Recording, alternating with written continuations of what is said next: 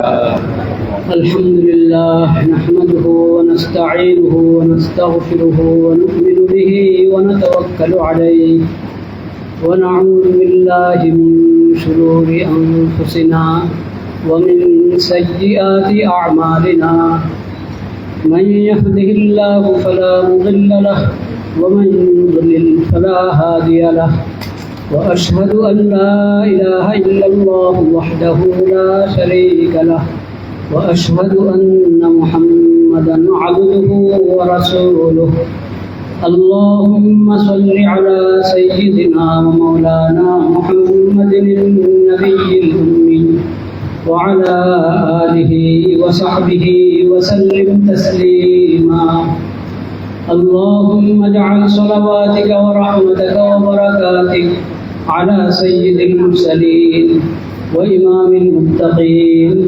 وخاتم النبيين محمد عبدك ورسولك إمام الخير وقائد الخير ورسول الرحمة اللهم ابعثه مقاما محمودا يغبطه به الأولون والآخرون. أعوذ بالله من الشيطان الرجيم. يا أيها الذين آمنوا اتقوا الله حق تقاته ولا تموتن إلا وأنتم مسلمون واعتصموا بحبل الله جميعا ولا تفرقوا واذكروا نعمة الله عليكم إذ كنتم أعداء فألف بين قلوبكم فأصبحتم بنعمته إخوانا وكنتم على شفا حفرة من النار فأنقذكم منها كذلك يبين الله لكم آياته لعلكم تهتدون. ولتكن منكم أمة يدعون إلى الخير ويأمرون بالمعروف وينهون عن المنكر وأولئك هم المفلحون.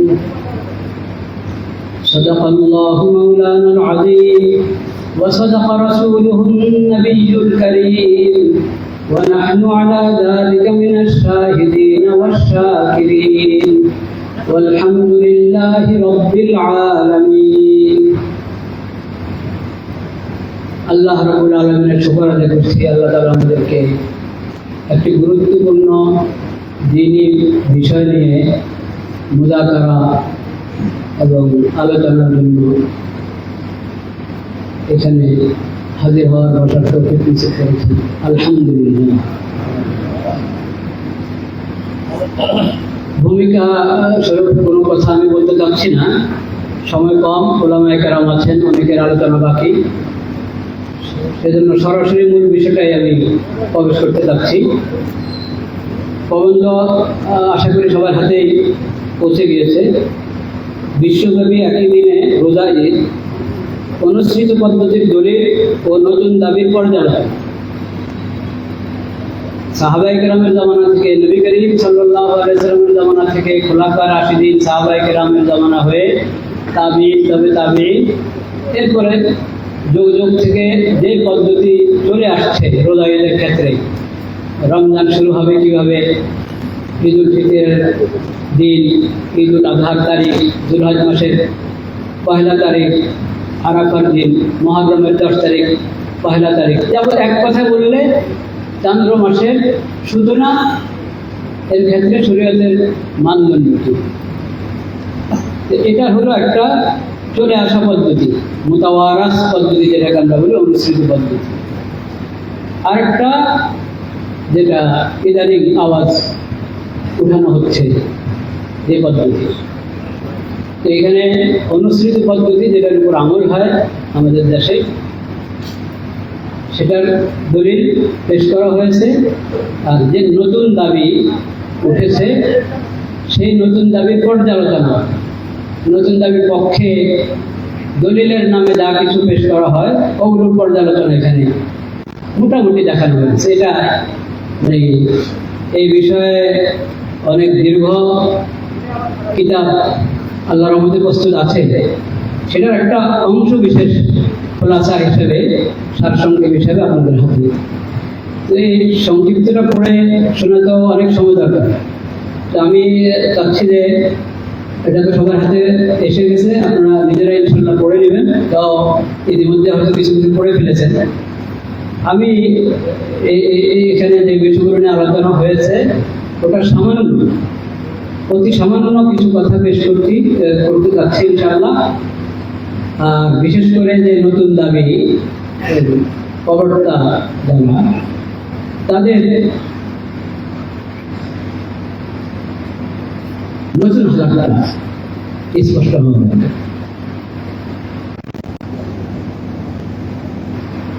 প্রথম যে কথাগুলো আমি শুরু করতে চাচ্ছি,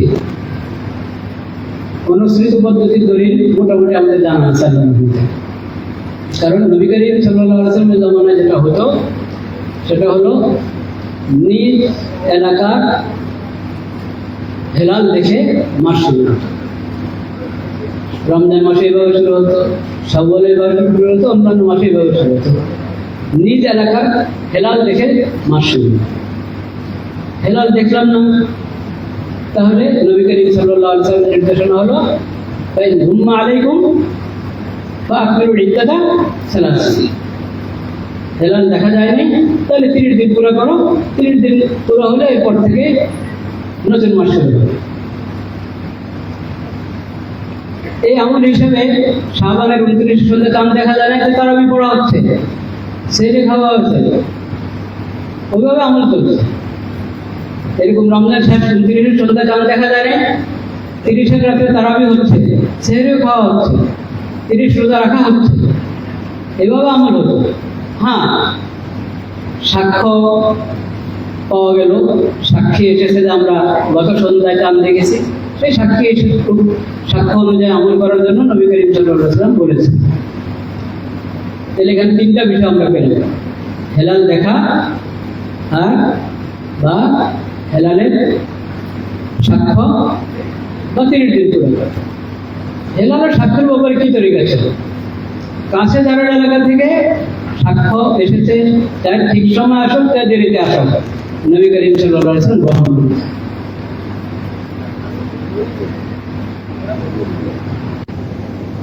আগের দিন সন্ধ্যায় মুসাফিররা রাস্তায় পথে হেলাল দেখেছিল, পরের দিন এসে জোহরের আগে পরে তারা সাক্ষ্য পেশ করেছে, নবী করিম সাল্লাল্লাহু আলাইহি ওয়াসাল্লাম যে সাক্ষ্য গ্রহণ করে 30 নম্বর যে রোজা চলছিল ওটা ভেঙে ঈদ করার নির্দেশ দিয়েছে। পরের দিন ঈদের নামাজ পড়ে, ঈদের নামাজের সময় পার হয়ে গেছে, আজকে রোজা ভেঙে গেল। কিন্তু এই যে সাক্ষ্যটা আসলো কত দূরের থেকে এসেছে, কয়েক হাজার মাইল দূরের থেকে।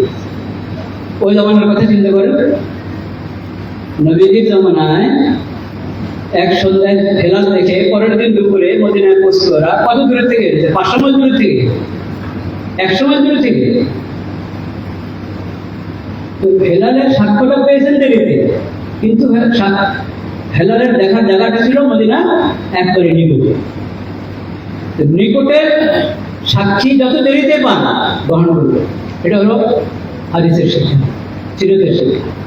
কিন্তু অনেক দূরের সাক্ষ্য, অনেক দূরের সাক্ষ্য, এটা নবীজির জামানায় নবীজির কাছে পৌঁছেছে, অনেক দূর থেকে সাক্ষ্য পরে পৌঁছেছে। এটা কোন ঘটনা নবীজির জামানায় ঘটে নেই আমাদের জানা মতে। সিরাত, তারিখ, হাদিসের কিতাবের কোন ঘটনা নাই, কিন্তু সাহাবা যুগে এটা ঘটনা ঘটেছে। শামের চাঁদ দেখার ঘটনা মদিনা মুনাওয়ারা পৌঁছেছে এসে রমজানের শেষের দিকে। সেটা আব্দুল ইবনে আব্বাস রাদিয়াল্লাহু তাআলা আনহু জিজ্ঞেস করেছেন, জেনেছে যে শাম থেকে এসেছেন কুরাইশ, হেলালের কথা শোনা। আমি তো হেলাল দেখেছি লাইলাতুল জুমা, লাইলাতুল জুমা আমি হেলাল দেখেছি, এবং সবাই দেখেছে, অন্যরাও দেখেছে। মুআবিয়া রাদিয়াল্লাহু তাআলা আনহু শাসক, তিনি হেলাল অনুসারে ফাসলা করেছেন। এই ঘটনাটা কিন্তু ওসমান রাদিয়াল্লাহু তাআলার জামানায়, সিরিয়াতে গভর্নর ছিলেন মুআবিয়া রাদিয়াল্লাহু তাআলা। কারণ যার প্রেক্ষাপটে ঘটনা, তার ইন্তেকাল হয়ে গেছে ওসমান রাদিয়াল্লাহু তাআলার জামানায়, খেলাফত আমলে। এটা ওসমান রাদিয়াল্লাহু তাআলার খেলাফত আমলের ঘটনা। তো মদিনা পেয়ে গেছে ঘটনা। আব্দুল ইবনে আব্বাস বললেন, আমরা তো লাইলাতুল সাবতে শনিবার মানে যে শুক্রবার দিবাগত রাত, যে সন্ধ্যা শনিবার রাত, তখন আমরা হেলাল দেখেছি। আমরা তো যদি যখন নিজেরা হেলাল দেখবো তখন আমরা রমজান শেষ করবো, আর না 30 করবো। ওরা রহমতুল্লাহ জিজ্ঞাসা করলেন, এই যে মহাবীরা দেখলেন, সবাই দেখলেন ওখানে হেলালের ফাঁসেরা হয়েছে, পুরা সামনে সবাই রোজা শুরু করলো, তারা শনিবার রোজা, তারা তো রবিবার থেকে শুরু করলেন, তারা তো জুমার সন্ধ্যায় দেখে শনিবার থেকে রোজা। ওই রুয়াত, ওই দেখা আপনাদের জন্য যথেষ্ট না? আপনাদের জন্য যথেষ্ট না? উনি বললেন না, না আমাদের জন্য যথেষ্ট না। হা কাদা আমার না রাসূলুল্লাহ সাল্লাল্লাহু আলাইহি ওয়াসাল্লাম, নবী সাল্লাল্লাহু আলাইহি ওয়াসাল্লাম এইভাবে আমাদেরকে নির্দেশ দিয়েছে। এই যে হাদিস, এটা ইবনে রুমাম রাহমাতুল্লাহ আলাইহি উনি ফাতুল কাদেরী বলেছেন, ওলা শাক্কা আন্না হাদা আওলা লিআন্নাহু নাসসুন, এই বিষয়ের দলিলগুলোর মধ্যে এই দলিলটা আকদাম, এই অগ্রাধিকার পজিশন আছে। তার কারণ এটা এই বিষয়ের উপরে স্পষ্ট জাগতহীন। আর সুনিরুয়াতি অপ্তিরুয়াতি যে ব্যাখ্যা, ওখানে তো দোনো ব্যাখ্যার সম্ভাবনা আছে। যার যার হেলাল দেখা হিসাবে তোমরা রোজা রাখো, এই অর্থ হতে পারে। কোনো এক জায়গার হিসাবে অন্যরাও রাখো, এটাও অর্থ হতে পারে। কিন্তু দুই অর্থ যাতে এখানে হতে পারে। আর এখানে হচ্ছে এক অর্থ, দূরবর্তী এলাকার দেখা আমাদের জন্য যথেষ্ট না, কাজে এটাকে তারজিহ দিতে হবে। উনি নিজে অন্য ব্যাখ্যা করেছিলেন রহমান, কিন্তু উনি একটা স্বীকার করেছেন যে এটা নাস এই বিষয়, এবং এই জন্য এটা আওলা এবং আখদা। এরপরে ইউকালু বলে অন্য ব্যাখ্যার কথা বলেছেন, কিন্তু দৃঢ়তার সাথে জজমের সাথে যেটা বললেন, যেটা কোনো নস বললেন, ওটার মোকাবেলায় ইউকালুর ব্যাখ্যাটা চলবে না। কথা ভূমিকাতে লম্ব হয়ে গেছে। আমি বলতে চাচ্ছি, এই যে ইয়াটা দূরবর্তী অনেক দূরের এলাকা চাঁদ দেখা সাহাবায়ে কেরামের সামনে এসেছে, কিন্তু ওনারা গ্রহণ করেন নাই এবং বলেছেন নবীজির নির্দেশ আমাদের প্রতি এটাই। কাজে এই দলিলের সামনে এই কথা বলা যে কোনো এক জায়গার দেখা পুরা দুনিয়ার জন্য, এটা তো কেউ বলেন নাই। যারা এক জায়গার দেখা অন্য জায়গার জন্য প্রযোজ্য, এটা কাছাকাছি হলে তো বটেই, সবে বলেছেন। দূরবর্তী হলে তাও কেউ বলেছেন যে গ্রহণ করা যেতে পারে, গ্রহণ করতে হবে, কেউ বলেছেন যদি এসে দেয়। কিন্তু দুনিয়ার এক কোণা থেকে আরেক কোণা পর্যন্ত সব জায়গাটা প্রযোজ্য হবে, সবার জন্য মানে ফরজ হবে, এমন কথা কোনো ইমাম বলে হবে, কোনো মাযহাবে কোনো ইমাম এটা বলেন নাই, এবং এটার পক্ষে কোনো দলিল নেই।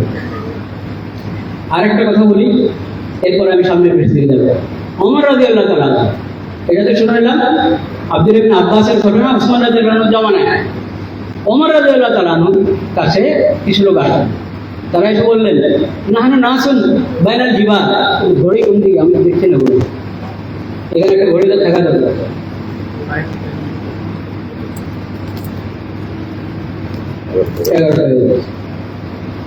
নাহনু উনাসুন বাইনাল জিবাল, ইয়া আমিরুল মুমিনিন, আমরা তো পাহাড়ি এলাকার মানুষ, অন্যান্য জনবসতি আর আমাদের মধ্যে বড় বড় পাহাড়, উঁচা উঁচা পাহাড়। লা নুহিল্লু ইদা আহল্লান নাস, মানুষ যখন হেলাল দেখে, আমরা প্রথম হেলালটা আমরা দেখি না, তখন আমরা কি করবো? এটা একবারই ইয়ে কিনা, প্রাসঙ্গিক কিনা? প্রাসঙ্গিক, একবারই মূল বিষয় সম্পর্কে প্রশ্ন।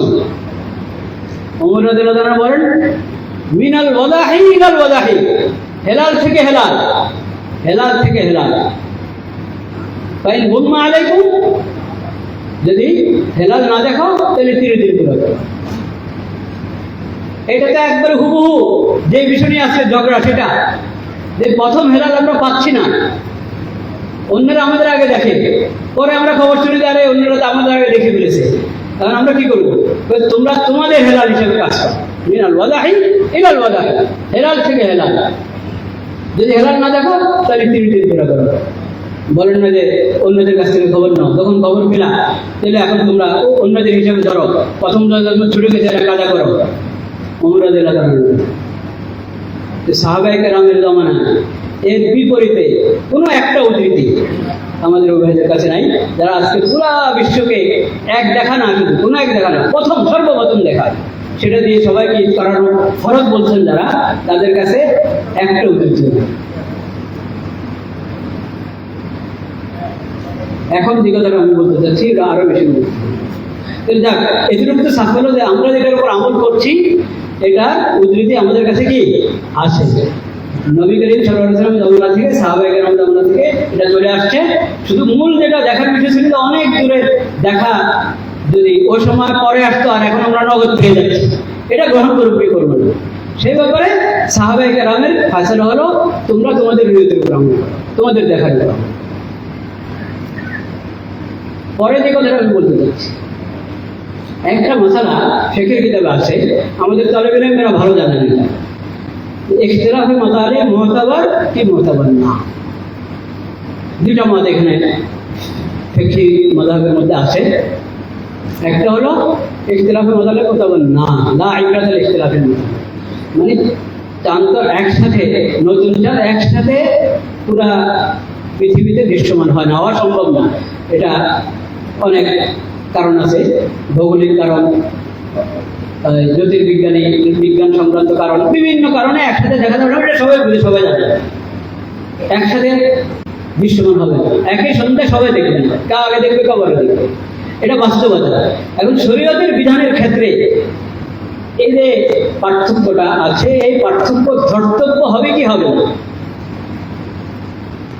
অধিকাংশ ফকি বলেন যে ধর্তব্য হবে, কিছু ফকি বলেন যে ধর্তব্য হবে না। এই যে একটা ইখতিলাফি মাসালা, এই মাসালার সঙ্গে আমাদের এই বন্ধুদের কোনো সম্পর্ক, তারা এই দোনো মাযহাবের বিপরীতে নতুন একটা মত সৃষ্টি করেছে, এটা বুঝতে হবে। অনেকে মনে করে এটা তো আমরা কামরুল দাকাকের মধ্যে পড়েছি, লা ইবরাতাল ইখতিলাফিল মাসালে, তো আমাদের রফিকুল ইসলাম সাহেব, আব্দুল্লাহ মারুফ, ডক্টর শমশের আলী, শমশের সাহেব ইন্তেকাল করে গেছেন, হ্যাঁ, তারপরে ছাত্রা ওনারা তো এই কথাই বলে লা ইবরাতাল ইখতিলাফিল মাসালে, তাহলে সমস্যা কি, দোষে কি? অনেক দোষে, অনেক সমস্যা। কামরুল দাকাকে লা ইবরাতাল ইখতিলাফিল মাসালের সঙ্গে এই বাজার কোনো সম্পর্ক নেই। কেন নাই এটা বোঝে, এটা বোঝা দরকার। তাদের মত যেটা, এটা বেদাত, নতুন করে সৃষ্টি করা হয়েছে। আগে যে মাযহাবের মধ্যে দুইটা মত ছিল, দুই মতের কোনো মত না, এর বাইরে, দুটো মতের বাইরে এটা। এর মানে হলো উম্মতের ইজমায় সুকুতির খেলাফ, আর তারা এটাকে যেভাবে বাস্তবায়ন করতে চায় ওদের তো পুরা উম্মতের সরিহ ইজমার খেলাফ, কোরআন সুন্নাহ এবং ইসলামী শরীয়তের খেলাফ। এই কথাটা যদি সাফভাবে আমরা বুঝে নিই তো ইনশাআল্লাহ মাসালাগুলো হল হয়ে যাবে ইনশাআল্লাহ। কিভাবে দেখেন, লা ইবরাতাল ইখতিলাফিল মাসালে, এটা তো অনেক ফকির মত, কিন্তু তাদের কাউকে বলেছে পুরা বিশ্বব্যাপী পুরা পৃথিবীতে একই দিনে রোজা শুরু করা এবং একই দিনে ঈদ করা ফরজ বা জরুরি, একটা হওয়া যায়।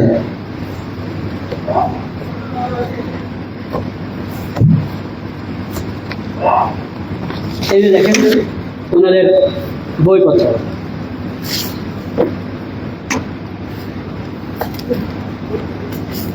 এগুলো হলো ওনাদের ফতোয়া, বিস্তারিত ফতোয়া। এখানে ওনারা নিজেরাই বলেছেন, এখানে ওনারা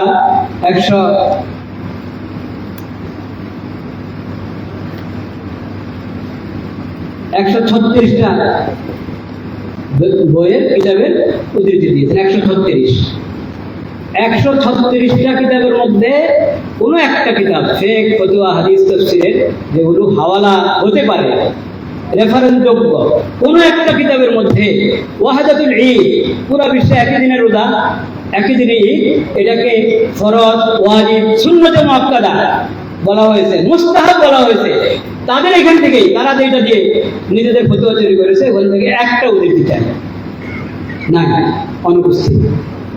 তাহলে বোঝা গেল তারা যেটা বলছে সেটা তাদের কিতাবে, যে কিতাবের উদ্ধৃতি তারা দিচ্ছে সেখানে নেই,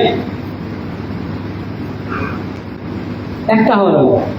বরং তারা যে ব্যক্তিদের যে মানুষদের নাম নিয়েছে ওনাদের থেকে ওনাদের অনেকের কাছ থেকেই এই আপনার তাসরিহ আছে যে এরকম তাকাল্লুফ করে চেষ্টা করে বিভিন্ন জায়গা থেকে তাদের সাক্ষ্য সংবাদ সংগ্রহ করে একই দিনে করার চেষ্টা করা, এটা কোনো প্রয়োজন নাই।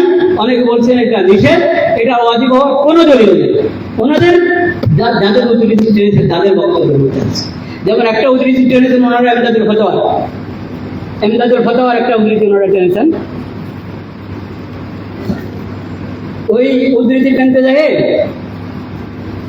নিজেদের মতলবের বিপরীত, মানে নিজেদের বিরুদ্ধে যে কথাটা যায় ওটা করেনি, আনে না। যে আমি যেটা প্রথম বেরোছি ওটাই বলি।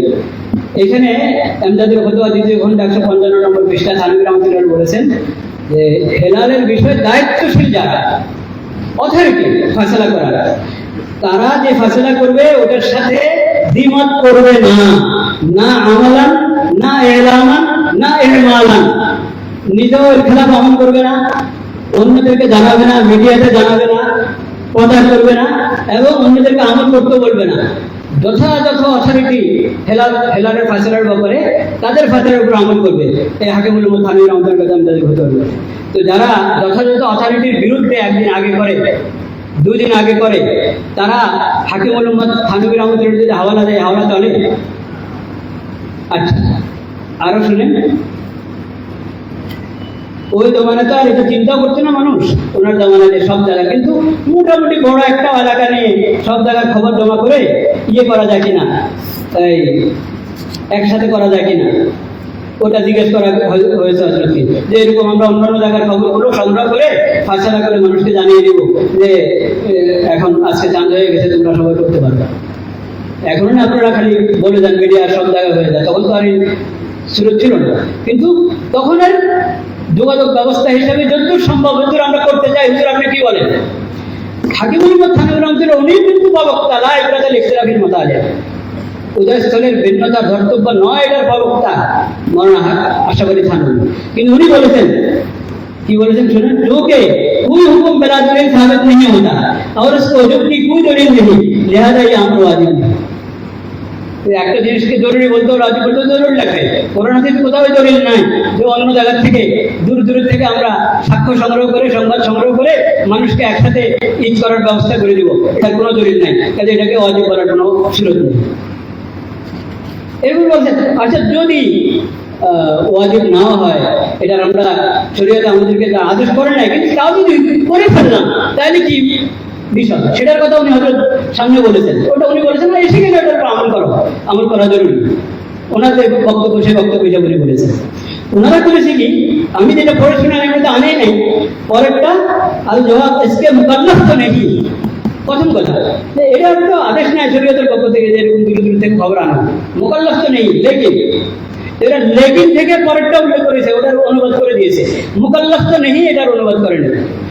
এখন অনুবাদ, যারা অনুবাদ নির্ভর তারা তো বুঝবে না কি ঘটনা ঘটেছে, কিন্তু যারা উসকে মুকাল্লাফ তো নেই এটা যখন তাদের উদ্ধৃতির মধ্যে পাবে তখন তো বলবে উসকে মুকাল্লাফ তো নেই মানে কি, উসকে সে খুলবে কি খুলবে না, মুরগিটা খুলবে, খুললে তো দেখবে উসকে মুকাল্লাফ নেই বলা বলেছেন যে এটা করারই কোনো শরীয়ত আমাদেরকে আদেশে দেয় নেই যে আমরা অন্যান্য জায়গা থেকে খবর এনে একদিনই করার চেষ্টা করতে হবে। তাইলে এই যে উদ্ধৃতি, এরকম ভাবে মুনতাখাবাতে নিজামুল ফাতাওয়া, মুনতাখাবাতে নিজামুল ফাতাওয়ার মধ্যে ওনারও একই বক্তব্য, লা ইবরাতা লিখতিলাফিল মাতালিব। এজন্য খুশি হয়ে তারা ওনার উদ্ধৃতি দিয়েছে। ওনাকে জিজ্ঞেস করা হয়েছে ঠিক আজকের পরিবারে, যেহেতু উনি পরে নিজামুদ্দিন সাহেব, নিজামুদ্দিন সামদি না, নিজামুদ্দিন আজমি দারুল দাবন্দের ইয়ে ছিলেন, এই সদর মুফতি ছিলেন। ওনাকে জিজ্ঞেস করা হয়েছে যে এরকম আমরা ব্যবস্থা করতে চাই, কি হয়? তাওহীদুল আহিল্লাহ, হ্যাঁ, একাধিক চান না, নতুন চান না, এক হেলাল, প্রথম হেলাল। ওনার সামনে প্রথম হেলাল বলেন, এক হেলাল কথা বলে, এক হেলালের ভিত্তিতে সবাই প্রজাহিত করবে, এই সম্পর্কে যখন ওনার সামনে না না না না, শরীয়ত, এটা শরীয়তের মানসার খেলাফ, শরীয়তের রুচি প্রকৃতির খেলাফ। শরীয়ত কখনো তাওহীদুল আহিল্লাহ আমাদেরকে করে নাই। ये चूंकि तौहीद अहिल्ला शरान तो मतलब ही नहीं और नस्ल के इल्तिज़ामी दुरुस्त या महमूद होगा, बल्कि ये चीज़ें मंशा शरा और सारे अलैहिस्सलाम के खिलाफ हैं, जैसा कि हम अपने रिसालत तौहीद और इल्ज़ाम में तफसील से कहा जाता है। কোনারা এসব কোনো শরীয়তের মধ্যে এটা নাই, এর কোনো দলিল নাই, শরীয়তের মানসার বিপরীত, এটা মতলুবা না এবং মাহমুদা না। মুন্তাখাবাদের নিজামুল ফতোয়া খণ্ড 2 পৃষ্ঠা 122। তো এই যে হলো 136-এর একদম। তো 136 যে এই রেফারেন্সের কথা তারা টানছে, এখানের মধ্যে তাদের বক্তব্য না, এখানে আছে অন্য কথা, যেটা আমি আগে বললাম। দুইটা মত আগে থেকে চলে আসছিল, সেই দুই মতের একমাত্র উঠে দিয়েছে, কিন্তু ওই দুই মতের কেউ এই কথা বলেন না, অন্য জায়গা থেকে খবর সংগ্রহ করে এটা ব্যবস্থা গ্রহণ করতে হবে সবাইকে 1 তারিখে করানোর। নতুবা ওরা বলে কি যে তোমাদের ফরজ রোজা ছুটে যাবে, ঈদের দিন রোজা রাখার গুনাহ হবে। এটা এই 136-এর কোনো একটা রেফারেন্স, এই 136-এর বাইরে 1036 কিতাব হাদিস তাফসীর ফিকহ ফতোয়া কোনো একটা থেকে বের করে দাও। তোমাদের এগুলো থেকে তো নাই, এগুলাতে নাই, তোমরা যেটা নির্বাচন করেছো ওগুলাতে নাই, অন্য জায়গায় থাকবে কোথায়? তাহলে তারা যেটা বলতে চায় এটা কোরআন হাদিসের দলিল দ্বারা সাবেত নাই, হাদিস তাফসীর এর ব্যাখ্যা গ্রন্থ নাই এবং ফিকহ ফতোয়ার দলিল। তাদের বক্তব্য কি?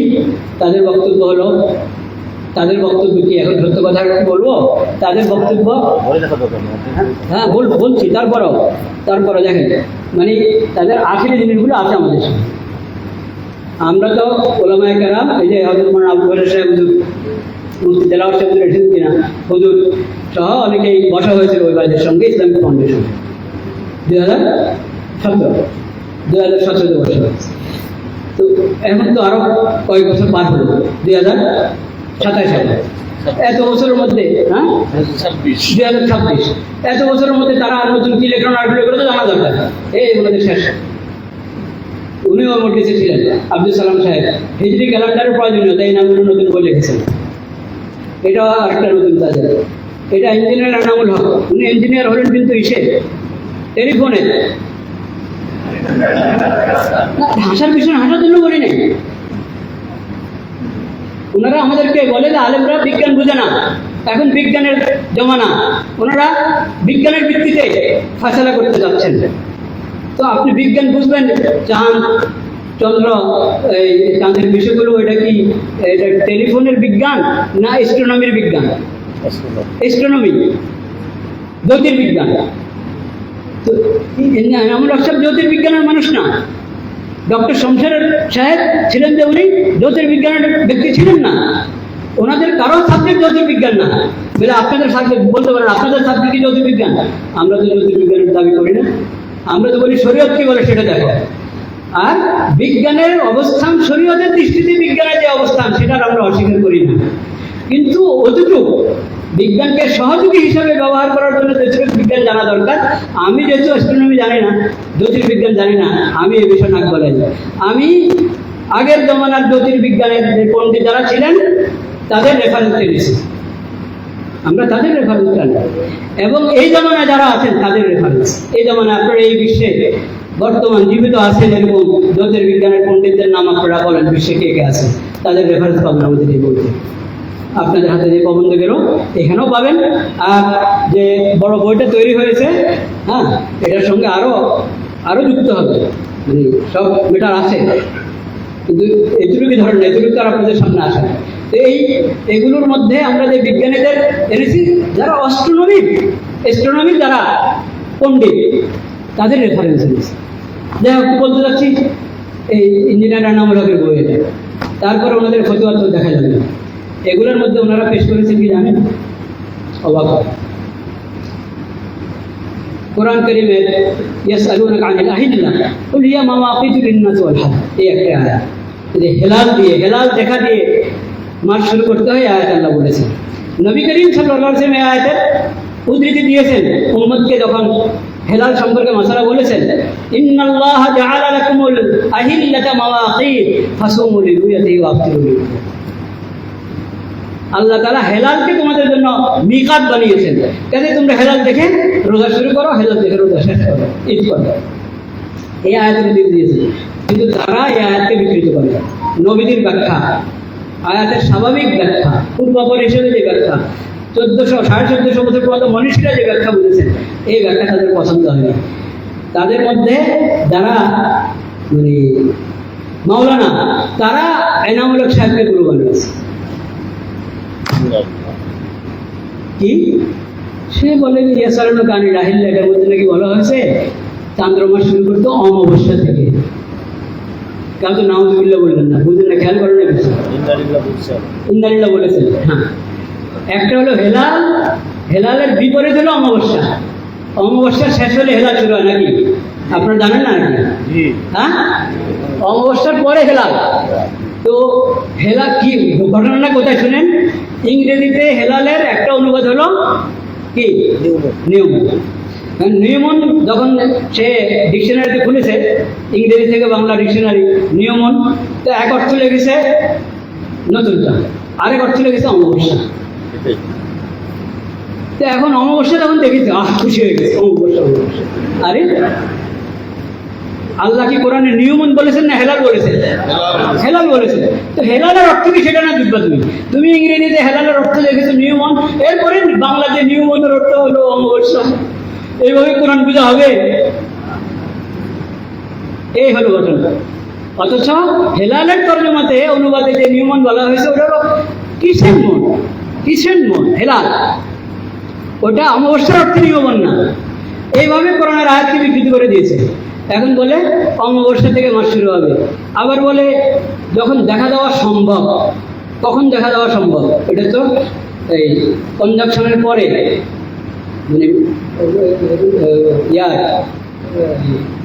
স্ট্রোনমিতে যেটাকে বলে নিয়মন বলে, সেই নিয়মনের পরে গিয়ে এটা কয়েক ঘন্টা পরে এটা দৃশ্যমান হয়। চাঁদ দৃশ্যমান হওয়ার সময়টা সম্ভবভাবে, একবারে নিশ্চিতভাবে না, মোটামুটি এখন দাবি করে যে বিজ্ঞান বলে যে মোটামুটি নিশ্চিত, কিন্তু তারাও পুরো নিশ্চিত বলে না। আগে থেকে বলে যে অমুক সময় অমুক জায়গা থেকে দেখা যাবে।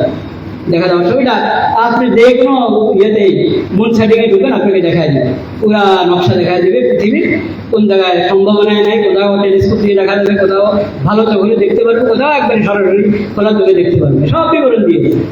ওরা বলে যে এটা এইভাবে ক্যালেন্ডার তৈরি করো, এই লোনার ক্যালেন্ডার দিয়ে মাস শুরু হবে। এখন একবার বলে নিয়মন দিয়ে, মানে অমাবস্যা দিয়ে, আরেকবার বলে লোনার ক্যালেন্ডার দিয়ে। দলিল এই আয়াতে, এই আয়াতে দুটো কথা দলিল বলেন, একে আয়াত দুটো কথা দলিল। আচ্ছা, এরপরে বলে না পৃথিবীর সর্বপ্রথম দেখা, ওটা সবার জন্য খরচ। আচ্ছা, দলিল কই আয়াত, এটা দলিল কথা শেষে নেই। এরপরে বলে মক্কা মুকাররমে হেলালের ফয়সালা হয়ে ওটাকে পুরা বিশ্বের জন্য মানদণ্ড দিতে হবে। দলিল কই আয়াত? সুবহানাল্লাহ। এগুলা কি কোরআন সুন্নাহর অনুসরণ না তামাশা? ওরা বলে এগুলো সব স্পষ্ট নাকি আয়াতের মধ্যে আছে, তো সব পদে কিভাবে স্পষ্ট হয়? এটা স্পষ্ট। এখন ফামান শাহিদা মিনকুম শাহরা ফালিয়াসুমুল মধ্যে নাকি এটাই বলা হয়েছে। এটা এখন বাস্তবতা, এই বইটা আছে, এই যে এনামুল হকের বইতে দেখেন, ইঞ্জিনিয়ার এনামুল হক সাহেবের বইতে একটু পড়ে শোনেন, একটু পড়ে শোনেন। পবিত্র কোরআনের হুকুম, নতুন চাঁদের হিসাব করে চন্দ্রপঞ্জিকার সাহায্যে সম পালন করতে হবে। বলেন না নাউযুবিল্লাহ। কোরআনের হুকুম কোন আয়াতে, কোন পারায়, কোন সূরায়? চন্দ্রপঞ্জিকা না পেলে রাসূলুল্লাহ সাল্লাল্লাহু আলাইহি ওয়াসাল্লামের কওলি হাদিস অনুসারে নতুন চাঁদ দেখে সম পালন করতে হবে। ঠিক কোন কওলি হাদিস ওরা বলতে সামনে। নতুন চাঁদ নিয়ে মতভেদ না করে রাসূলুল্লাহ সাল্লাল্লাহু আলাইহি ওয়াসাল্লামের ফেল হাদিস অনুযায়ী আসবাকুর রুয়া, অর্থাৎ প্রথম দেখা হিসেবে আমরা কোন হাদিসে আসবাকুর রুয়া আছে? প্রথম দেখা, সর্বপ্রথম দেখার কথা একটি হাদিসে দেখান, একটা মজবুত হাদিসের মধ্যে নেই, সহিহ হাদিস হাসান হাদিস দেখাবে দূরের কথা। কিন্তু সেই উদ্ধৃতি দিয়েছেন ওই ভদ্রলোক, উনি বলছেন আর নতুন চাঁদের হিসাবের মাধ্যমে আবার নতুন চাঁদ নিয়ে বিতর্ক না করে আসবাকুর রুয়া বা প্রথম দেখা এর হিসাবে সম পালন করতে হবে, কারণ ফরজ রোজা ছাড়া যাবে না। সহিহ মুসলিম 2419 নম্বর হাদিস।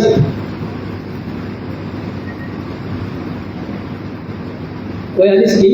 ওই হাদিস হলো, ওই হাদিসের মধ্যে আছে কিছু লোক সফরের অবস্থায় হেলাল দেখছে, সন্তান কখনো একটু বড় ছোট হয়, তো বড় হলে আমরা বলি যে এটা কালকে টানবে, পরশু টানবে, অভ্যাস আছে না, এটা আগের যুগে এরকম মানুষের অভ্যাস ছিল, একটু মোটা না, এটা আজকে হতে পারে, এটা আরো একদিন আগে আমরা দেখিনি। তারা গেল মক্কায়, সফর শেষ করে মক্কা মুকাররম গেল। আব্দুল্লাহ ইবনে আব্বাস রাদিয়াল্লাহু আনহু জিজ্ঞেস করলো যে আল্লাহ রাসূলের সাহাবী, আমরা এরকম বলি, তোমরা কবে দেখছো সেটা বলো। তো আমরাই তো যখন দেখছি তখন, এর আগে দেখিনি।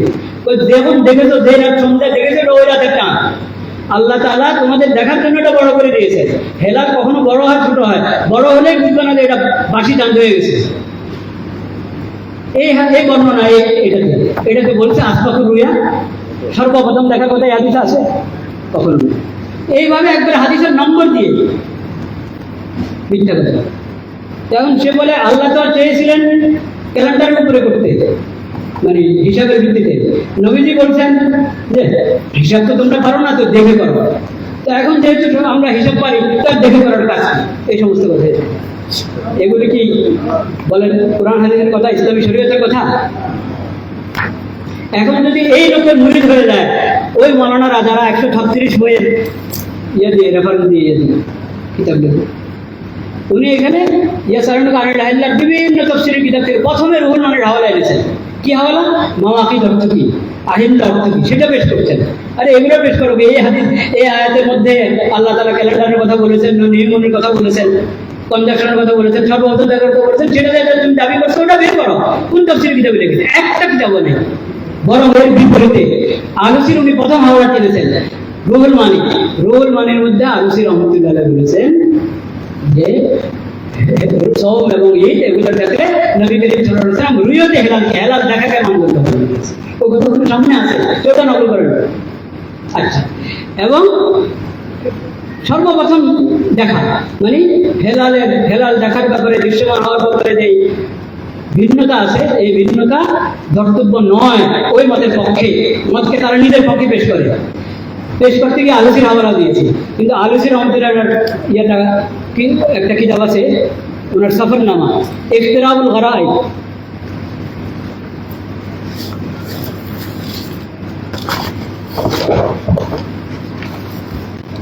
গরাইবুল ইখতিরাব ওয়া নুজহাতুল আলবাব, আলুসি, মুফাসসির আলুসি রুহুল মানি। এই রুহুল মানি সংশ্লিষ্ট হাওয়ালা উদ্ধৃত উনি করেন নাই, যেটা সংশ্লিষ্ট না, যেটা দরকার ছিল না ওটা এনেছেন, যেটা দরকার ছিল ওটা উল্লেখ করেন নাই। ওই হুজুরের এই কিতাব গরাইবুল ইখতিরাব, এটার মধ্যে উনি এই গরাইবুল ইখতিরাব কিতাবে 461 নম্বর পৃষ্ঠা উনি বলেছেন وانكراف وانكار اختلاف المطالع اظهر مقابله من انكار اختلاف الاصابع. نعم، اختلف في اعتبار ذلك الاختلاف شرعا في نحو الصوم، فذهب كثير من الحنفيه مع اقرارهم بوجوده الى عدم اعتباره، فيلزم عندهم اهل المغرب الصوم برؤيه اهل المسجد خلال اثار رمضان والحق اعتباره. উনি বলেছেন, অনেক হানফিরা তো বলেন যে হেলালের দৃশ্যমান হওয়ার ভিন্নতা ধর্তব্য নয়, এর মানে বাস্তবে তো পার্থক্য আছে, কিন্তু ওনারা মনে করেন সওমের ক্ষেত্রে এটা ধর্তব্য না। কাসির মিনাল হানফি, অনেক হানফি, এটা বলেন সব হানফি, অধিকাংশ হানফি তা না, কারণ অধিকাংশ হানফি খায়রুল কুরআনের মধ্যে এটাই বলেন যে ধর্তব্য আছে, ধর্তব্য হবে। এখন আলুসি যার উদ্ধৃতি তারা দিচ্ছেন, সে আলুসি বলেন ওয়াল হক ইতিবারুহু, হক কথা হলো সওম ঈদের ক্ষেত্রে, চান্দ্র মাস শুরু হওয়ার ক্ষেত্রে শরীয়তের দৃষ্টিতে চান্দ্র মাসে কি বলেন দৃশ্যমান হওয়ার ভিন্নতা ধর্তব্য, এটাই হক, ওয়াল হক ইতিবারুহু। তো যে আলুসি ওনার হাওলা দেন সে আলুসি থেকে। এরকম আমি ওনাদের 136 থেকে ইনশাআল্লাহ অনেক হাওলা পেশ করে দিতে পারবো, কিন্তু সময় নাই। 11:30 পর্যন্ত আমার সময়, আর 10 মিনিট আছে। 10 মিনিট আমি দুইটার কথা আরো একটু বলছি।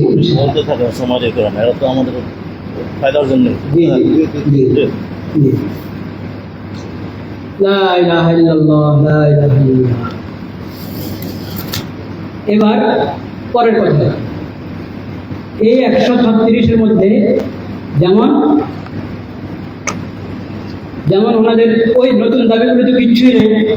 সর্বপ্রথম দেখা পুরো পৃথিবীর জন্য ফরজ, এবং মক্কার দেখা পুরো পৃথিবীর জন্য ফরজ নাই। আর নিয়মন মানে কি বলে এটাকে, কনজাংশন কথা তো নাই, প্রশ্নে আসে না। এবং ক্যালেন্ডারের কথা হলো ওনারা না আয়াতে আছে, না হাদিসে আছে, না হাওয়ালাগুলোতে আছে। এখন সহজ উপায় হলো যে আপনারা যে কিতাবগুলো উদ্ধৃতি দিয়েছেন এখান থেকে আমাদেরকে আপনাদের দাবির পুরো কথাটা দেখা যায়। শুধু রায়গুলোতে ইসলামের মধ্যে দেখানো হবে না, এটা তো আপনাদের দাবি না। আপনাদের দাবি তো হলো এই 5-6টা কথা পুরো। আপনারা বলছেন যে আমরা অন্যদের পরে শুরু করার কারণে আমাদের 2 রোজা 1 রোজা বাদ যাচ্ছে, খরচ তারা করছে। কেউ আবার ইশারা কেন এটাও বলতে চায় 60 রোজা কাফারা রাখতে হবে না, আলহামদুলিল্লাহ। আবার আমরা অন্যরা ঈদ করছে, আমরা ওই দিন রোজা রাখছি, ঈদের দিন রোজা রাখার হারাম কাজ করছি আমরা। এটা কোনো এক ফকি থেকে দেখিয়ে দেবে, কোনো এক ফকি থেকে। আপনাদের উদ্ধৃত কিতাবগুলো দেখেন। এখন আপনাদের উদ্ধৃত কিতাবগুলোর মধ্যেই আপনাদের কথাগুলোতে দেখাতে পারছেন না, কেন দেখাতে পারছেন? আর কেন মিডিয়াতে খালি এই কথা বেশি লোকেরা বলে একদিন আগে হওয়া দরকার। বারবার একটা কথা খুব কথা করে পত্রপত্রিকা এবং আমাদের মিডিয়ার বাইরেও বলে যে ওআইসিতে ফাঁসেলা হয়ে আছে। ওআইসি কি জিনিস? ওআইসিতে কিসের ফাঁসেলা? ওআইসির অধীনে একটা ফেকা একাডেমি আছে, ওটা হলো বিদ্যা ফেকা। ওটা ওআইসি না, ওআইসির অধীনে একটা গবেষণা কেন্দ্র,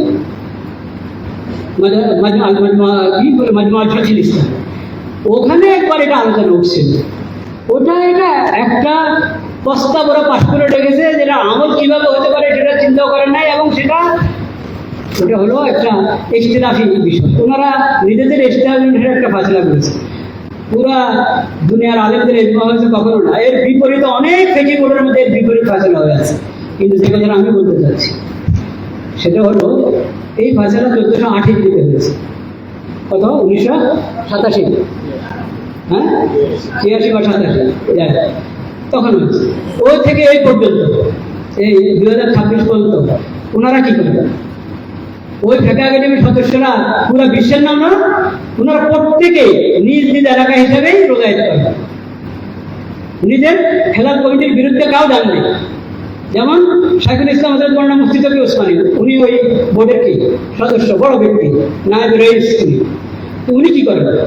উনি পাকিস্তানের খেলার কমিটির বিপরীতে গিয়ে আলাদা ঈদ করেন। ডক্টর ইউসুফ করদেব আলাদা ঈদ করেছেন কখনো? ওয়াহাবা দোহাইলি, মোস্তফা ওয়াহাব দোহাইলি কখনো আলাদা ঈদ করেছেন? একজনের নাম দেখিয়ে দেন। ওখানে যারা দস্তখত করেছেন, অনেকে তো বিরোধিতা করেছেন, কিন্তু সংখ্যা একটু বেশি হয়ে গেছে যারা বলেছে যে না এই ধর্তব্য নাই, ইখতিলাফের পক্ষে যারা হাত দিয়েছেন সংখ্যা বেশি হয়ে যাওয়ার জন্য এটা ফাসলা হয়েছে। যারা হাত দিয়েছেন এর পক্ষে, তাদেরকেও নিজের দেশের হেলাল কমিটির বাইরে গিয়ে রোজা ঈদ করেছেন, একটা ডকুমেন্ট চায়। আপনারা ওনাদের কথা প্রচার করেন, কিন্তু ওনাদেরকে জিজ্ঞেস করতে পারেন না যে একটা ডকুমেন্ট দেয়। তাকি ওসমান সাহেবের কথা শুনে 86-তে বা 87-তে হলো ওই ফাসলা। কিন্তু আমি শোনাচ্ছি আপনাকে 2009। কত? 2009 নভেম্বর মাসে তাকি সাহেব হুজুর জুমার বয়ানে, ওখানে একটা বাইতুল মুকাররমাতে করা দিতে, বাইতুল মুকাররমে জুমার বয়ানে তাকি সাহেব হুজুর বলেন, উনি কি বলেছেন পুরা করছি না, খোলাসা কথাটা করছি। আরে ये साइंस की बात नहीं, साइंस की उल्टी की बात है। তোমরা যারা বলো যে বিজ্ঞানের দাবি হলো ওখানে আরাফার রোজা হচ্ছে, হাজিরা আরাফার রোজা করে এখন কোরবানি করছে, আর আমরা আজকে আরাফার রোজা রাখছি। বিজ্ঞানের দাবি হলো আমরা তাদের সঙ্গে কি করা, আরাফার রোজা তারা যেদিন দেখছে আমাদের এখানে 8 জুলাই, আমরা তাদের 9 জুলাই হিসাবে আমাদের 8 জুলাইয়ের হক আমরা রোজা রেখে ফেলবো। এটা না বিজ্ঞানের দাবি। তাহলে বলেন না না এটা বিজ্ঞানের দাবি, এটা বিজ্ঞানের উল্টা। বিজ্ঞানের দাবি হলো যার যার হেলাল, যার যার হেলাল হিসাবে আমল করাটা বিজ্ঞানের দাবি। তোমরা যেটা বলছো সেটা বিজ্ঞানের বিপরীত। সেজন্য तो सबको मक्का मुकर्रमा के और मदीना के ताबे नहीं किया जा सकता है। ये नामुमकिन है, ना अमलन मुमकिन है, ना अकलन मुमकिन है। लिहाजा इसको शक नहीं करना। সব দুনিয়াকে তোমরা মক্কা মদিনার হেলাল হিসেবে আমল করাবা, এটা অসম্ভব। যৌক্তিকভাবে অসম্ভব, যুক্তির দিক থেকে অসম্ভব, আমলের দিক থেকে প্রায়োগিকভাবে অসম্ভব। এটা সম্ভব না। কাজে এগুলোর পিছনে পড়বে না তোমরা, এটা তো হিসাবের কথা। কাজে তোমরা পাকিস্তানে যার যার দেশে যখন নজর হয় তখন তোমরা রোজা রাখবা। হাজি সাহেবের নজর হিসাবে তোমরা রোজা রাখবা। তোমরা তোমাদের তারিখ মতো রোজা রাখবা, তাহলে রোজা সব করবা। এটা তো ইসলামের কথা। আসেন জ্যোতির্বিজ্ঞানের কথা। আল বেরুনিকে চেনেন আপনারা? হ্যাঁ, আল বেরুনি রহমতুল্লাহ কিতাব আছে আল আসারুল বাকিয়া, আল আসারুল বাকিয়া আনিল কুরুনিল খালিয়া। এটা বিজ্ঞানের বই এবং জ্যোতির্বিজ্ঞানের অনেক কিছু নিয়ে এটাতে আলোচনা আছে। একবারে হেলাল নিয়ে, হেলাল দেখা নিয়ে যাবতীয় তফসিল আলোচনা। উনি বলেছেন আমরা যারা বিজ্ঞানী, আমরা হেলাল সম্ভব কখন কোন জায়গায় দেখা যায় তোমরা এটাই জন্য বলি যাতে হেলাল দেখা তোমাদের জন্য সহজ হয়ে যায়, যাতে হেলাল দেখলে শরীয়তের হুকুম বাস্তবায়ন হয়। শরীয়তের হুকুম সম্ভাবনার সাথে না, শরীয়তের হুকুম হলে হেলাল দেখার সাথে একই যাবে। এবং উনি বলেছেন আজকাল দেখেন ওই জমানাও এরকম ছিল, কারণ রাফিদি সকল শিয়াও না, রাফিদি যারা তারা বলে জ্যোতির্বিজ্ঞানের হিসেবের আলোকে ক্যালেন্ডার করো, ক্যালেন্ডার দিয়ে আমরা রোজা করব। উনি বলেছেন যে এরা আলহা ওলামায়ে কেরামকে গালি দেয় যে এরা আগে থেকে বলতেই পারে না কখন রোজা ঈদ হবে, ওই চাঁদ দেখার জন্য বসে থাকে, অনেকক্ষণ দেরি হয়ে যায় অনেকরা, তারপরে ফায়সালা করে। তো এইভাবে তারা লজ্জা দেয়, গালি দেয়। ওরা যদি বুঝতো যে তাহলে বুঝতো যে ত্রুটি হলো তারা যেটা করে সেটার মধ্যে ত্রুটি, নতুবা শরীয়তের হুকুম যেটা সেটাই হলো যৌক্তিক। সেটা যদি যুক্তির আলোকে বলো তো শরীয়তের হুকুমটা যৌক্তিক, আর শরীয়তের হুকুম যেটা আছে। এই কথা আল বেরুনির মতো বিজ্ঞানী বলে গেছে। এছাড়াও এই জামানার বিজ্ঞানীদের কাছে তাদের বইপত্র আমাদের কাছে আছে, তাদের কাছে আমরা সরাসরি চিঠিও লিখেছি। আমাদের দেশে কিছু লোক বলছে যে বিজ্ঞানের দাবি হলে এরকম বলছে না। এবং আপনারা বিজ্ঞানী হিসেবে আপনারা কি বলেন? আমরা কি বলবো? শরীয়তের বিষয় শরীয়ত বলবে, শরীয়তের মাথা না বলতে বলো, সেই মাথাটা হিসাবে কি সহযোগিতা তোমাদের করতে হয় সেটা আমরা করবো। এ হলো যারা বিজ্ঞানী বাস্তব ও অ্যাস্ট্রোনমির পণ্ডিত তাদের কথা। আর আমাদের এখানে যারা অন্য বিষয়ের ইঞ্জিনিয়ার তাদের বক্তব্য হলো হুজুরা বিজ্ঞানী।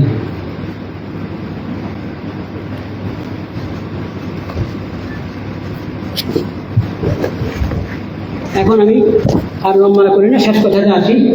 এইখানে ওনারা যতগুলো উদ্ধৃতি দিয়েছেন, এক দুটো উদ্ধৃতি আমি দেখালাম আপনাদেরকে, আরও যে একটা দেখাই ওটা দেখাই আমি শেষ করছি। কেন দেখাচ্ছি ওটা বলা জরুরি। জানি শাহ ইবনে বাজের ফতোয়ার মজমুয়া,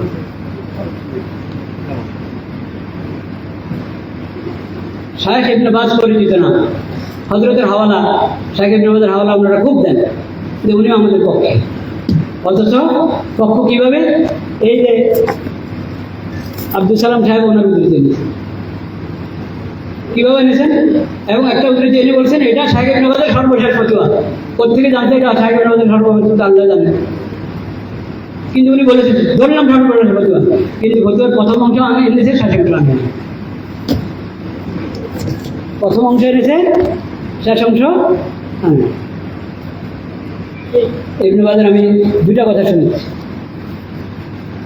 যে ফতোয়া উনি উদ্ধৃত করেছেন সেটা হলো এটা সুমনি রুয়াজি আফতারি হাদিস উদ্ধৃত করেছেন এবং ইখতিলাফ মাঝারে ঝড়তো বা না, উনি ওনার মত যেটা সেটা বলেছেন। বলার পর এরপর উনি বলেছেন যে তবে এখানে আরেকটা মত আছে, সেটা হযরত আব্দুল্লাহ ইবনে আব্বাস রাদিয়াল্লাহু আনহু প্রমাণিত। শামের রুয়াতের কথা মদিনা এসেছে, প্রমাণিত হয়েছে, কিন্তু আব্দুল্লাহ ইবনে আব্বাস রাদিয়াল্লাহু তা গ্রহণ করেন এবং বলেছেন নাহনু রাআইনাহু লাইলাতাস সাbt ফালা নাযালু নাসুমু হাত্তা নারাহু আও নুমিনা ওয়া হাত্তা বিকওলি নবী সাল্লাল্লাহু আলাইহি ওয়াসাল্লাম সুমু বিরুয়াতি ওয়া আফতারু। হযরত আব্দুল্লাহ ইবনে আব্বাস রাসূলুল্লাহর হাদিস দিয়ে দলিল দিয়েছেন। এবং এরপর ইবনে আব্বাস বলেন ওয়া হাযা কাওলুন লাহু হাসুম মিনাল কুবা। এই যে মতটা যেটা আব্দুল্লাহ ইবনে আব্বাস গ্রহণ করেছেন, আসলে শুধু আব্দুল্লাহ ইবনে আব্বাস না, হযরত ওমর রাদিয়াল্লাহু তাআলা এবং সব সাহাবায়ে কেরামের এটাই মত, কিন্তু একবার স্পষ্ট ভাষা যেহেতু আমাদের থেকে এসেছে এই ওনাদের কথা বলেছেন। এটা এমন বক্তব্য যেটার দলিলের মধ্যে শক্তি আছে।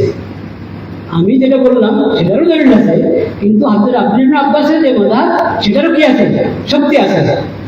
এবং আমাদের সৌদি আরবের সর্বোচ্চ ওলামা মজলিস হাইয়াতুল কেবারের ওলামা তারা এটাই গ্রহণ করেছে যাতে দুটো দিকের দলিলের উপর আমল হয়ে যায়। বলে সুবহানাল্লাহ।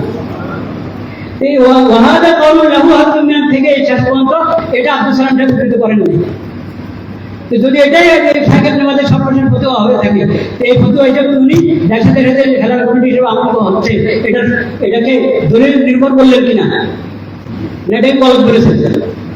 গলত করেন না, বলছেন যে এটার শক্তি আছে, এই ধরনের শক্তি আছে। এবং আমাদের এখানে সৌদিতে যে সর্বোচ্চ উলামা পরিষদ আছে তারা এটাই গ্রহণ করেছেন, দোনোদিকে দলিলের উপর আমল হয়ে যায়, এটা অগ্রহণ করবে। শুধু তা না, আবার হযরতকে জিজ্ঞেস করেছে একবার ঠিকই কথা, হুজুর প্রতি রমজান আসলে আমরা ঝামেলা করবো, এখানে এখানে রোজা,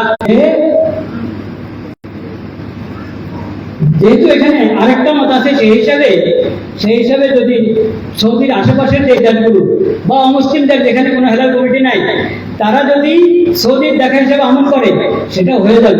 কিন্তু যদি নিজ এলাকার হিসাবে আমল করে সেটা তো কোনো সমস্যা নেই, ওটা তো আমাদের সর্বোচ্চ উলামা পরিষদ করেছেনই, সেভাবে আমল করলে আমার কোনো আপত্তি নেই, এটা ঠিক আছে। এরপরে অন্য আরেক ফতোয়াতে উনি বলেছেন যে ওটাই সহি, তোমরা যে এলাকা আছো সেই এলাকার হেলাল কমিটির সঙ্গে, সেই এলাকার উলামায়ে কেরামের সঙ্গে, সেই এলাকার সরকারের সাথে আমল করো, তোমরা নিজের দেশের কথা তোমাদের এই সিফারত দূতাবাসের মাধ্যমে যে নেই ওটার উপর আমল করবা, এটা করো না। তুমি যেখানে আসো সে জায়গার হেলাল কমিটি, সে জায়গার উলামায়ে কেরাম, সে জায়গার সরকারের যে বাজারে সেই বাজারের উপর আমল করো। তো শাইখ ইবনে বাজের এই ফতোয়াগুলো কিন্তু উনি উদ্ধৃত করেন না করে উনি শাইখ ইবনে বাজকে নিজের পক্ষে এনেছেন।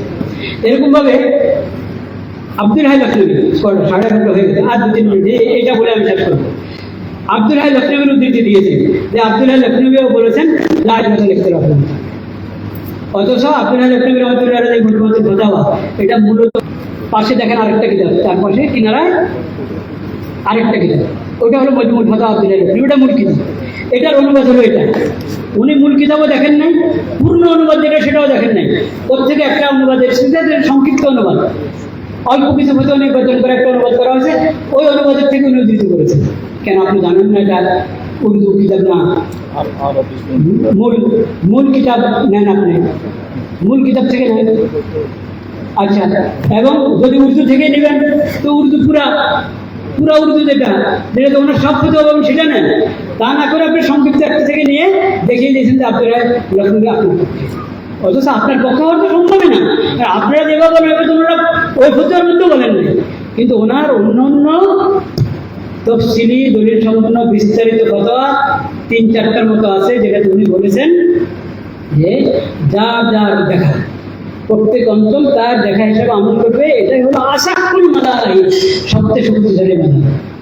এটাকে আরেক জায়গায় বলেছেন মুতামাদ, নির্ভরযোগ্য, আরেক জায়গায় বলেছেন এটা মুহাক্কিকিনের কওল। এই সব বাদ দিয়ে উনি ওনার একটা কথা উদ্ধৃত করে ও আব্দুল হাই লখনবী আমল করে, আলেমরা আব্দুল হাই লখনবী ফতোয়ার পক্ষ নেই। এইভাবে এক একটা যদি আমি বিশ্লেষণ করি শুধু ওনাদের, আর আমি তো আমার দলিলগুলো পেশ করে নিই, আরো 3-4 জন আসে না, 3-4 জন আসেন না, ওনাদের সময় আমার। এই যে এখানে আপনার ওনারা তো 136 দিয়েই বলেছেন যে অনেক কিছু দিয়ে দিয়েছে, বুঝতে পেরেছেন? 136-এর দশা কি সেটা তো আমি একটু মানে ইঙ্গিত দিলাম। এইখানে লা ইলাহা ইল্লাল্লাহ, লা ইলাহা ইল্লাল্লাহ, লা ইলাহা ইল্লাল্লাহ।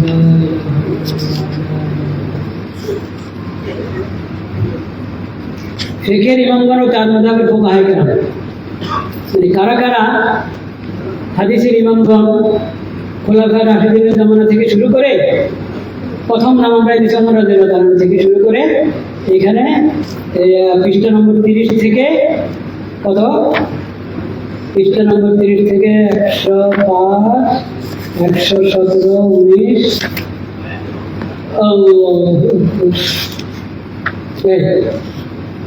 এরপরে 15তম শতাব্দীর মুন্সিদের নাম।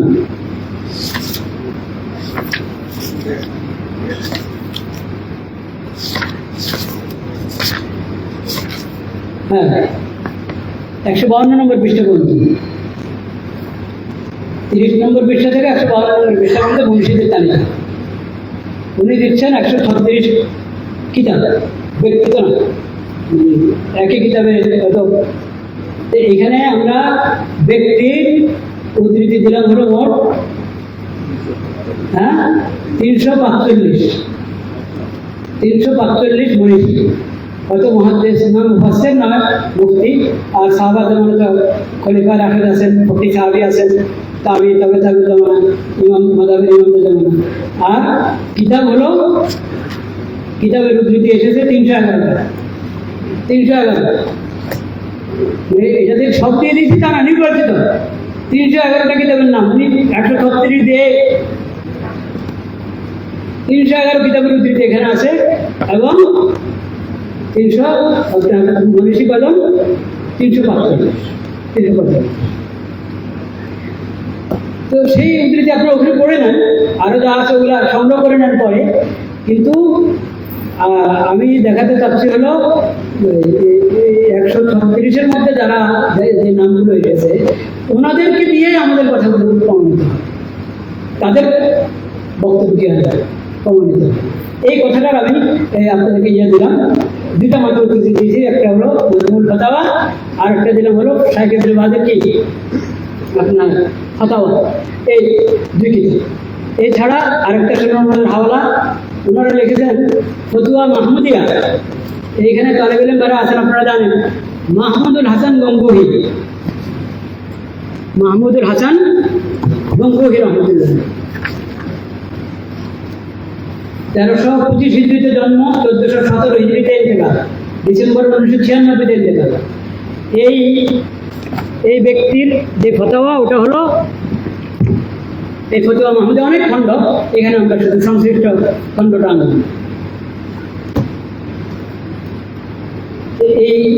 এই ব্যক্তির ব্যাপারে ওনারা বলছেন কি শোনেন। মাহমুদুল হাসান রহমতুল্লাহ আলাইহি, উনি হলেন, ওনাকে মনে করেছে মাহমুদুল হাসান গঙ্গোহীকে মনে করেছে মাহমুদুল হাসান শাইখুনি। শাইখুনি তো মাহমুদুল হাসান না, মাহমুদ হাসান। শাইখুনি হলেন মাহমুদ হাসান শাইখুনি। মাহমুদ হাসান শাইখুনিতে যে পরিচয় সেটা লাগাচ্ছে মাহমুদুল হাসান গঙ্গোহীর জন্য। এবং মাহমুদ হযরত শাইখুনিদের জন্ম তারিখ, ওফাতের তারিখ 1339 হিজরিতে ইন্তেকাল, 1339 হিজরি। কোথায় 1417 হিজরি, কোথাও 1339 হিজরি। তো 1339 হিজরির ব্যক্তি বানিয়ে দিয়েছেন কাকে? এই ফতোয়া লেখা 1417 লেখা। আচ্ছা, কিন্তু কথা নকল করেছেন ওনারই, যার 1417 ইন্তেকাল তার বই থেকে নকল করছেন, কিন্তু ওনার জন্ম এবং ইন্তেকাল দিচ্ছেন কত? ওই শাইখুনিদেরটা 1339 হিজরি। আচ্ছা, আরো মজার কথা আছে শুনেন। যে ফতোয়া উদ্ধৃত করেছে ওই ফতোয়ার মধ্যে দস্তখত হলো 1395 হিজরি, বুঝলেন নাই? 1395 হিজরি দস্তখত, ওটা যার ইন্তেকাল হয়ে গেছে 1339-এ, 1339 যার ইন্তেকাল হয়ে গেছে তার ওই ফতোয়া আমাদের সামনে দিচ্ছেন, যে ফতোয়া লেখা হচ্ছে 1395 হিজরি।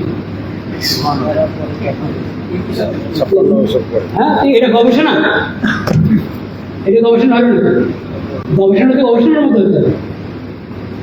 কিন্তু এরপর কথা হলো ফতোয়া মাহমুদিয়ার মধ্যে দুটো রকম আছে, ইখতিলাফ মাসালা মোতাবার বা মোতাবার না, দুটো রকম আছে। আপনি বলছেন মূল তো হলো নিজের এলাকার হালাল দেখা, এটা হলো মূল, ওটা বলেছেন উনি। এরপরে লাইভ বেতা মাসলাক মাথা করে ইখতিয়ার করেছেন, সেটার পক্ষে আছে। কিন্তু মূল কথা যেটা উনি বলছেন আসল তো ইয়ে হয়, ওই কথাটা আপনারা আনেন না। এবার দেখেন, সবচেয়ে পুরানো হাওয়ালা হিসাবে যেটা পেশ করেছেন আমরা, কিতাবুল আসল। আমাকে বলবেন কিন্তু, যেহেতু বলেছেন আর দুজনের সময় আমার হয়ে গেছে, না থাকার কারণে আমি কথা বলছি। যখনই কেউ আসবেন কারো আলোচনা সমাবেশ বলুন, আমাদের এসব কি এসেছেন? আসেন না, ওনার কোথাও যাওয়ার কথা তো, সেদিন উনি আসলে ওনাকে সময় দিয়ে দিতেন। এখন শেষ করুন, বলবেন সেটা করতে হবে, শেষ করবেন। কোনো ইশারা দরকার আর কোনো কথা।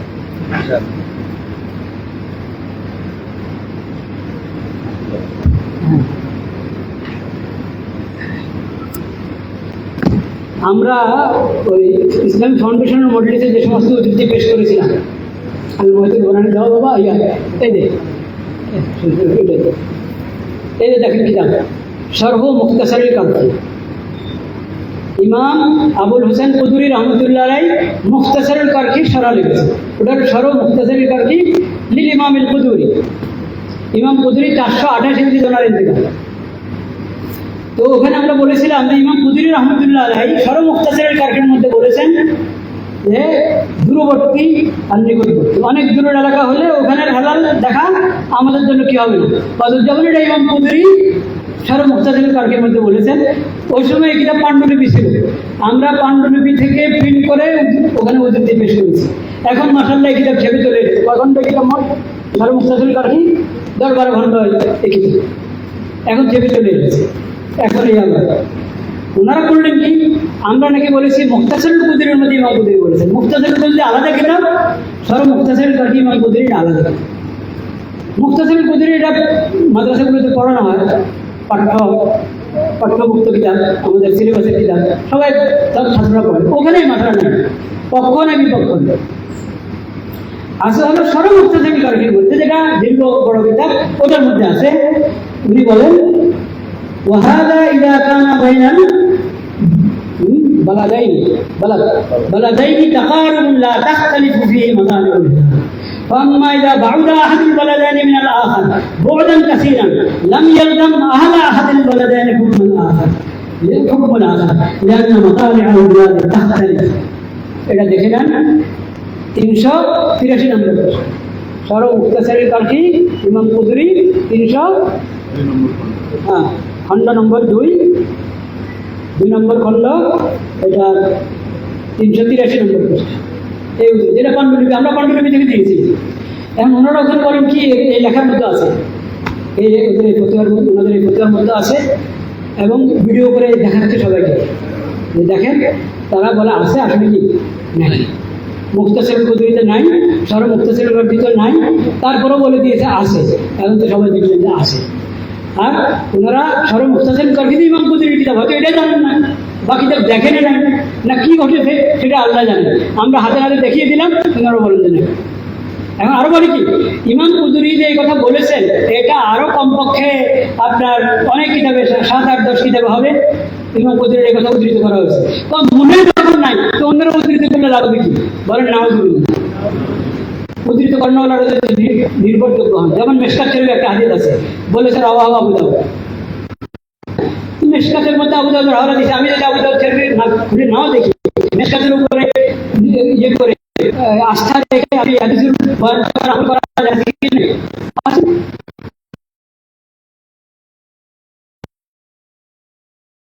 কোথাও নাই নাই নাই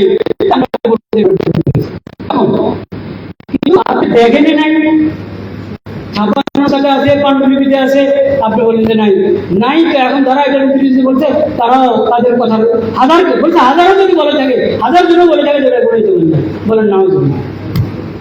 আচ্ছা, এটা দেখেন, এটা হলো আল মুহিতুল বুরহান।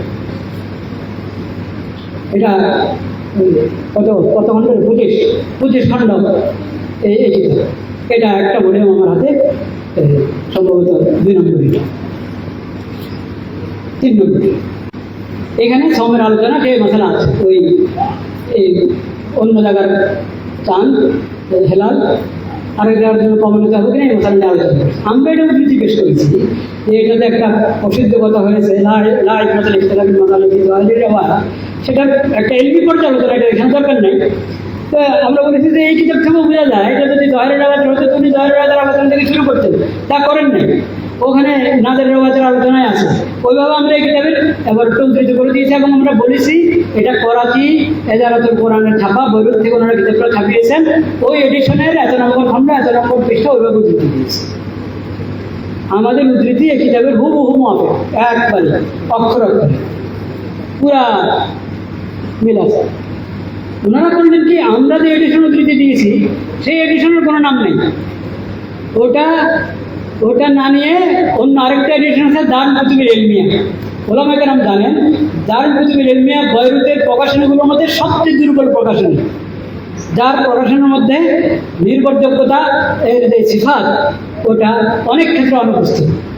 তাদের প্রকাশনে অনেক, মানে কিতাব ছেপেছে ওনারা অনেক, কিন্তু স্বাক্ষরিত পাণ্ডুলিপি সংগ্রহ করে ওটার আলোকে কিতাব ছাপানো এই অভ্যাসটার মধ্যে কম। একটা পাণ্ডুলিপি পেয়ে গেছে, বাস মান যেমন হবে ওটা কম্পোজ করে ছেপে দেন। এটা দারুল কুতুবুল ইলমিয়ার একটা অভ্যাস আছে, এটা জানেন। যারা মহাদ্দিক তারা তো জানে না আজকাল মাশাআল্লাহ টাকা শিশু তালেবের এটা জানে। ওই দারুল কুতুবুল ইলমের এডিশন তো ওনারা সামনে নেবেন, নিয়ে বলেন যে এখানে শুরুতে 2 লাইন আছে, এই 2 লাইন হুজুররা হাজত করে দিয়েছে, বাদ দিয়ে দিয়েছে, 2 লাইন বাদ দিয়ে দিয়েছে।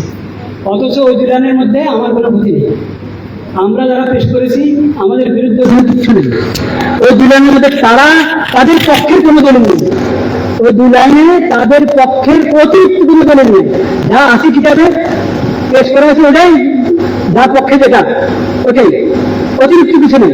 কিন্তু তারা বলেছে আমরা ইচ্ছা করে নাকি ওই 2 লাইন বাদ দিয়ে দিয়েছি।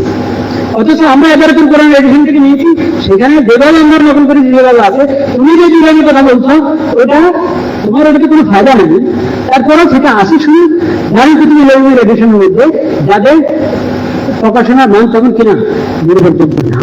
শুধু কথা শেষ হবে এখানে, দারুল কুতুবুল ইলমের কাছে মাত্র একটা পাণ্ডুলিপি, খালেদের আহমদিয়া মুক্তদার একটা পাণ্ডুলিপি তাদের কাছে আছে, এটা থেকে তারা চেপেছে।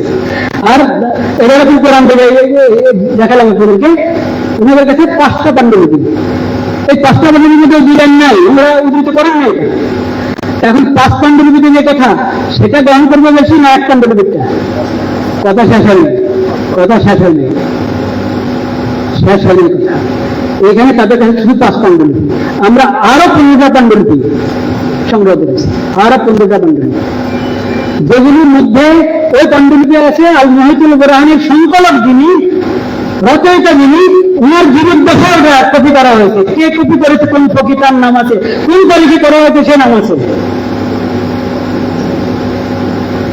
এমন একটা নির্ভরযোগ্য একাধিক পাণ্ডুলিপি, এরকম 15 আর 5 20টা পাণ্ডুলিপি মধ্যে 2 লাইন নাই, শুধু একটা পাণ্ডুলিপিতে 2 লাইন আছে।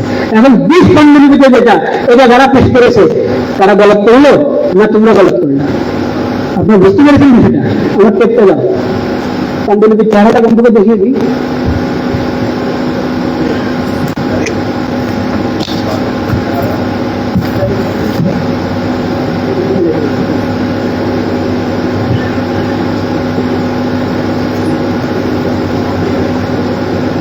এই আমাদের সহপাঠী মুফতি রহিমের দিনচিবাঙ্গের তার ছেলে মৌলানা মোহাম্মদ তাকি, মাশাআল্লাহ পাণ্ডুলিপির জগতের সাথে তার বেশ ভালো। ওই ভাইকে ভাতিজাকে বলেছি তুমি একটু পাণ্ডুলিপিগুলো আমাদের সংগ্রহ করে দাও। তো অল্প সময়ে 20টা পাণ্ডুলিপি সংগ্রহ করেছি, এবং এর মধ্যে মুসান্নবীর জীবদ্দশা লেখা হয়েছে এরকম পাণ্ডুলিপি। মুসান্নবী ইন্তেকাল করেছি 606 হিজরিতে, আর 580 হিজরির দিকে লেখা হয়েছে এরকম পাণ্ডুলিপি আছে। সেই পাণ্ডুলিপির মধ্যে আপনি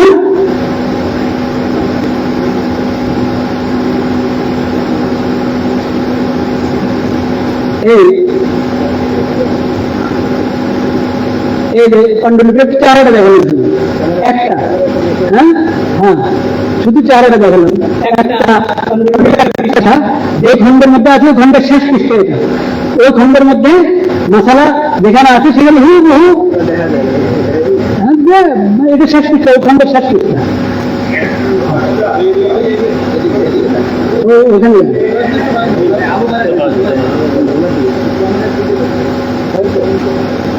ঠিক আছে, এটা তো আর এখান থেকে তো পাওয়া যাবে না। আপনারা পাণ্ডুলিপি আসন লেগেছে, আপনার টিম নিয়ে কেউ দেখেন একবারে, বাস আমি মাঝখানে রেখে শেষ করলাম। ও আখিরি দাওয়ানা আলহামদুলিল্লাহ।